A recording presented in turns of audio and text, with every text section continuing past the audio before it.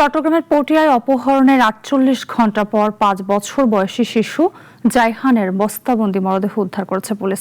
মুক্তিপণ না পেয়ে শিশুটিকে হত্যা করা হয়েছে বলে ধারণা করছে স্বজনরা। এ ঘটনায় জড়িত সন্দেহে নারীসহ ৫ জনকে আটক করেছে আইন শৃঙ্খলাকারী বাহিনী। পটিয়া থেকে মোর্শেদুল আলমের প্রতিবেদনে আরও জানাচ্ছেন মুস্তফা কামাল তোহা। চট্টগ্রামের পটিয়া পৌরসভার দক্ষিণ গোবিন্দারখিল এলাকা। গত মঙ্গলবার এই এলাকাতেই নিজ বাড়ির আঙিনায় খেলতে গিয়ে নিখোঁজ হয় শিশু জায়হান। পরে ঘর থেকে উদ্ধার হয় ৩ লাখ টাকা মুক্তিপণ দাবি করে একটি চিরকুট। নিখোঁজের ঘটনায় এলাকায় উদ্বেগ ছড়িয়ে পড়ে।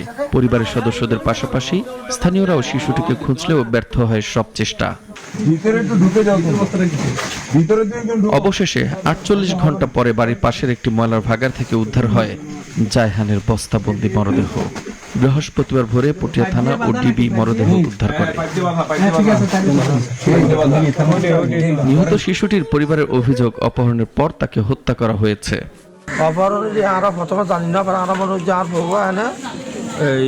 খেলাধুলা হার বাইরে আছে 2:40 মিনিট মনে করা ফেলাম তো আকাশ সিরকোটা আর ফেলতে আর খবরে কিনে পড়া এখন আর 3 লাখ করে দিতে হয় এবং আর থানা পুলিশ করতে মানা করছি।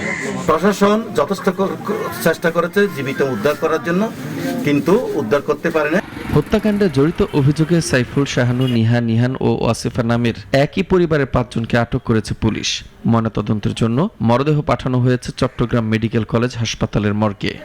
একজন আটক আছে, মানে আটক বলতে কয়েকজনকে হেফাজতে নেওয়া হয়েছে জিজ্ঞাসাবাদের জন্য। সম্ভবত আমি একটু ছুটিতে আছি তো গতকাল থেকে, এর মধ্যে কিছু সন্দেহ পাওয়া গেছে।